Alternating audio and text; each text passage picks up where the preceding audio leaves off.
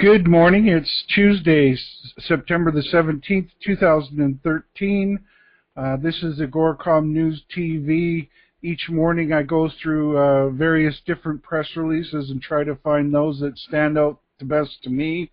And then I offer you my insight into what I'm seeing in those press releases that really stands out. And I think that gives you a very good group of companies to do your homework on, and hopefully find some investment winners in there as well. I'm Alan Barry Labucan. I'm the Chief Market Commentator for AGORACOM, and today I have 7 companies to talk about, so I will get right to it. The first company I wanted to talk about today is Rockwell Diamonds, Inc. They recovered 4 rough diamonds, each exceeding 100 carats in weight, from their operations in the Middle Orange River region, that's in South Africa, during the past 3 weeks. They recovered a higher than average number of diamonds smaller than 100 carats, and they feel that this reinforces management's decision to focus operations in this region and embrace new processing technologies. That new processing technology they're talking about is X-ray technology that they're using in both the concentration and recovery areas.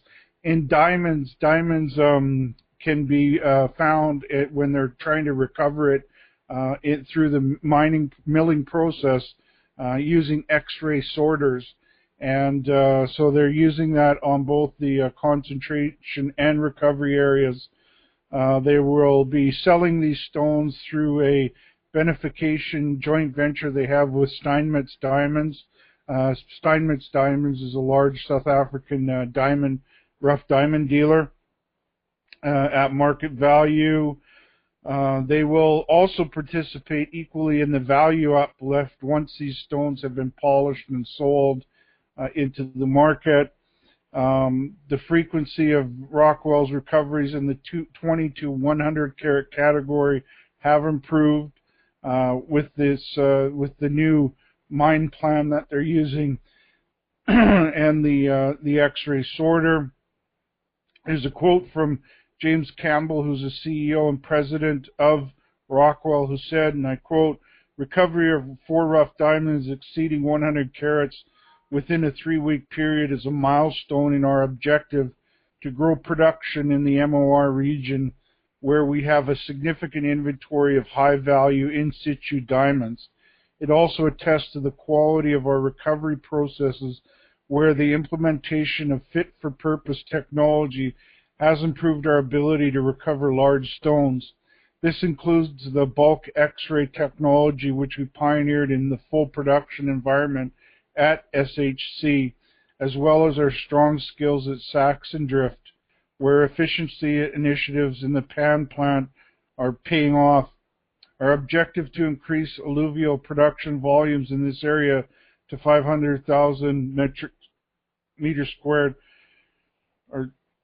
per month is aimed at improving the quarterly earnings visibility of the company through the more regular production of larger stones such as these.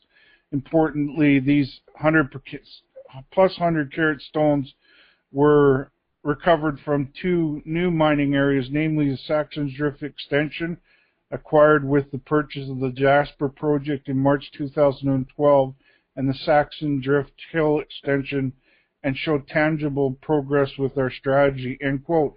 Now, that they talk about some very nice stones in those results, but ultimately, it comes down to, can the company make money off of how much they're processing. So I'll be interested to see future quarterly reports to see how these the revenue from these bigger stones and all the stones they're getting are in relation to the costs of processing them. The stock symbol on Rockwell is RDI, and that trades on the Toronto Exchange. The next company I wanted to talk about today is AuRico Gold. They declared a quarterly dividend. All amounts are in US dollars unless otherwise indicated.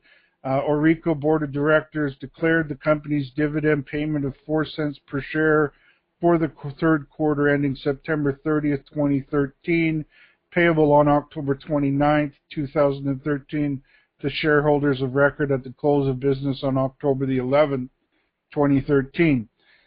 Previously announced, AuRico's board approved a dividend policy as described here.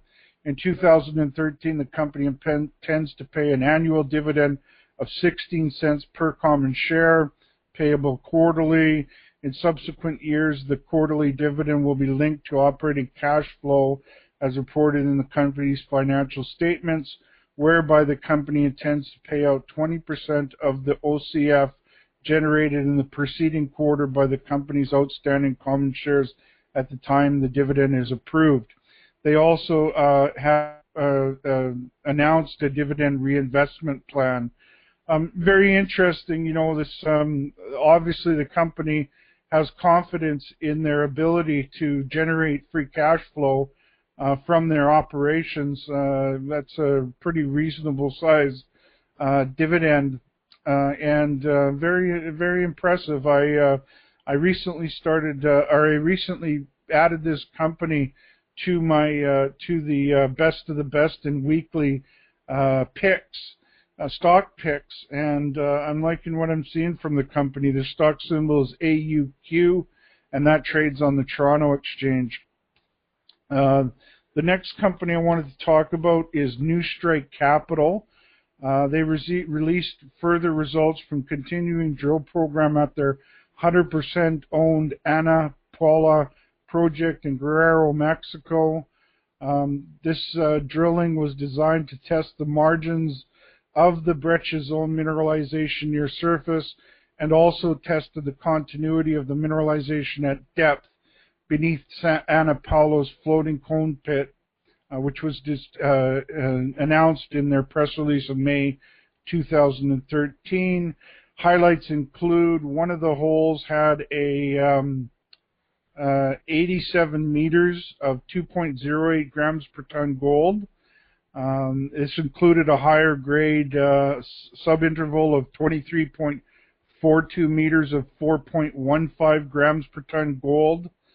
They had a near surface intersection of 213 meters of 3.45 grams per ton gold. Very nice grades for a near surface discovery. Included in that was a 20 meter subinterval of 16.92 grams per ton gold.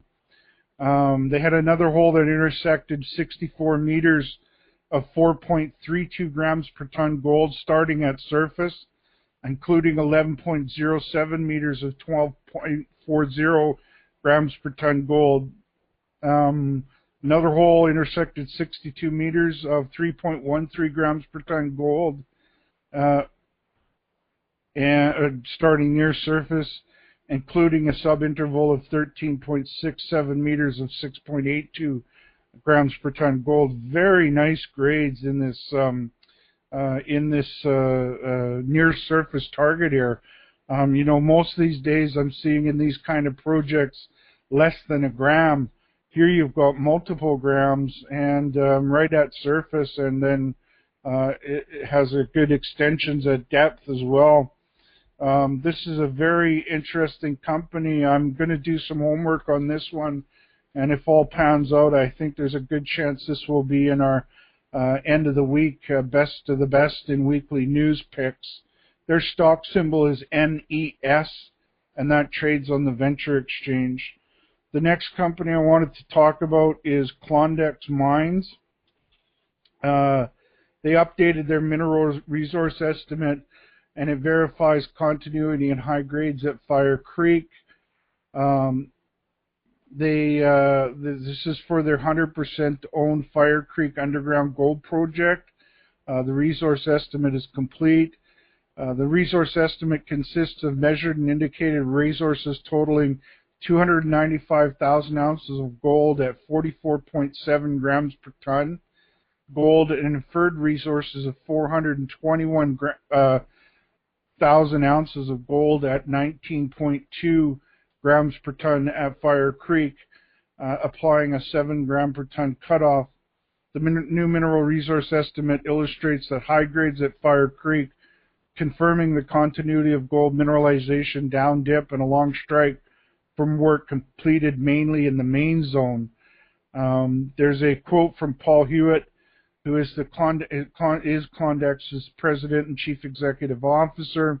He stated, and I quote, "We have reached a major milestone in defining the Fire Creek deposit, only limited by the completed drilling and underground development program. This high-quality resource estimate shows the potential of Fire Creek and is substantiated by the underground development program. The deposit remains open along strike and at depth, providing Klondex with upside for resource growth, given that 93% of Fire Creek's property is unexplored.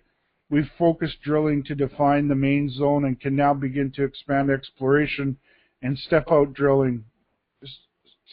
drilling, providing the needed data to convert the existing known mineralization into additional resource ounces and, as a result, further unlock the value at Fire Creek.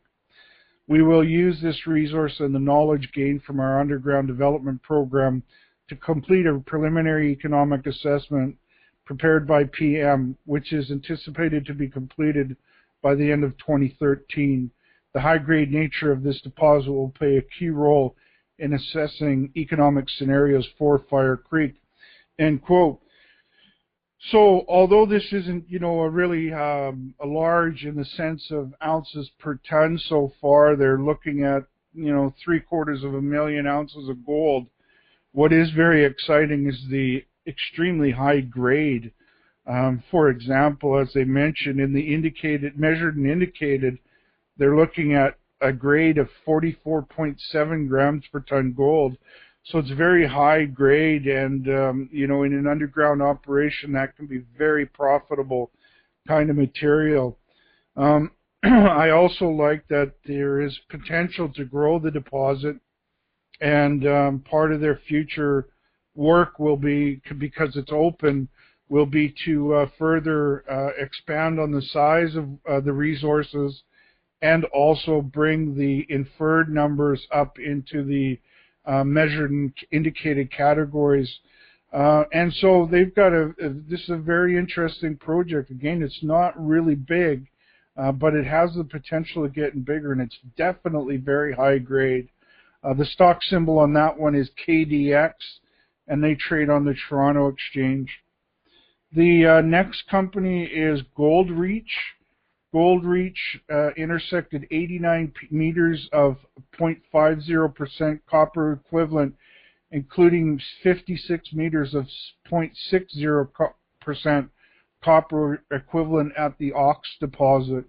Assay results are, they've got 5 holes here, have been received. The Ox deposit is located 4 kilometers north-northeast of the company's West Seal discovery, and both deposits occur on the company's 100% owned UTSA property located adjacent to the producing Huckleberry mine south of Smithers.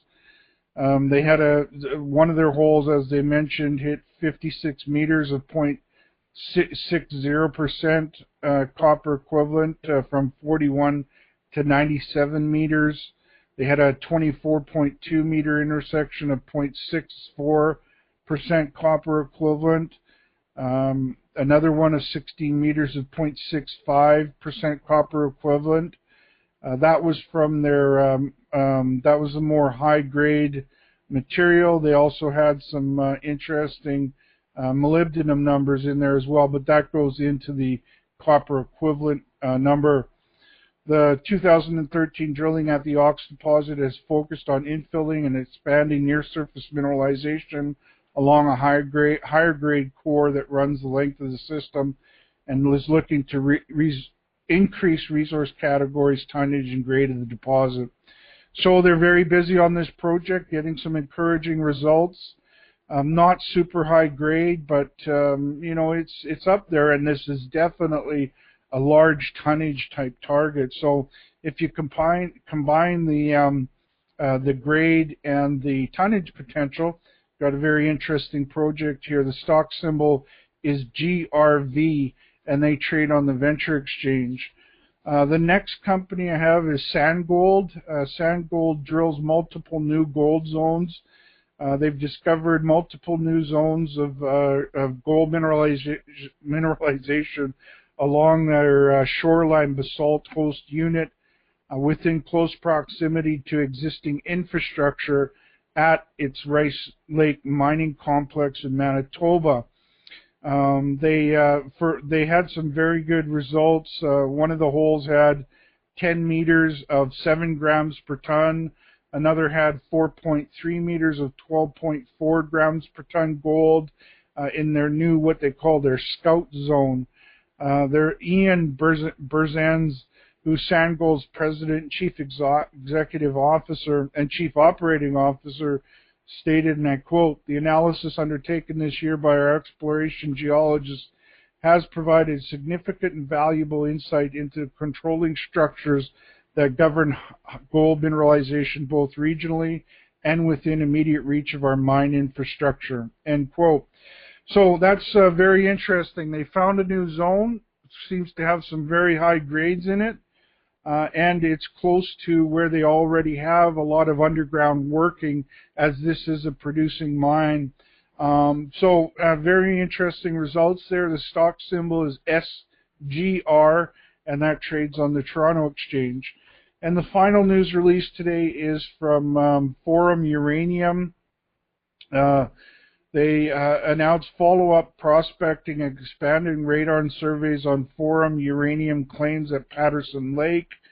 They're doing further work on their 100% owned Clearwater project on trend and immediately adjacent to the southwest of the Alpha Minerals and Fission Uranium's Patterson Lake South discovery. Those that have tuned into the show lots know that I've talked about Fission and Alpha Minerals Patterson Lake South discovery. It is one of the best. It is the best discovery that I've seen in many years in Saskatchewan, and Forum has some ground that's adjacent to that. Forum has conducted ground radiometric prospecting, lake sediment geochemical surveys, and soil gas radon surveys in late August and early September. These are all techniques that companies use to try to trace and refine their targeting of where they'll have future drilling. They're doing additional prospecting of airborne radiometric anomalies, expanding on their radon survey that will take place. The radon survey has been very successful in helping them refine their targets, and they're going to expand on that work. And upon the completion of all this follow-up program, they'll conduct ground electromag surveys this fall and ground gravity in early winter to outline targets for drilling in late January 2014. So I've been watching this company because of their close proximity to the Patterson Lake South project. They've got a very good address there.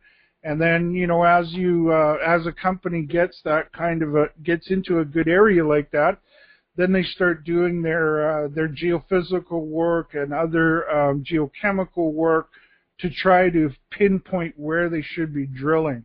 And it looks like all the tests are being ticked off as they go through the various different lists of things that they want to do to refine their targets. So I'm very interested in that project. The stock symbol on Forum is FDC, and they trade on the Venture Exchange. So that's all the news for today. As always, you know, what I do is something I've done since 2005 when I first started my Allen Berry reports. I go through a bunch of press releases, try to find the best of those. Those are the ones that I do my homework on to try and find the ones that have the best chance of turning into winners.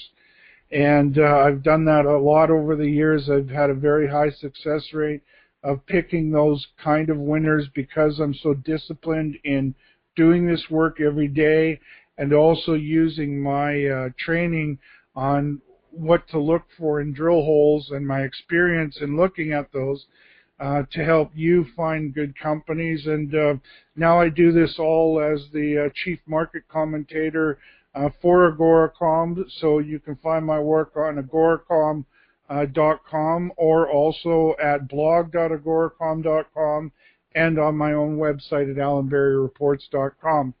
On that note, I'm going to close, but before closing, I always like to stress it's important for you to do your own homework and speak with your financial advisors before making any investment decisions. On that note, have a great day, and we'll talk to you tomorrow.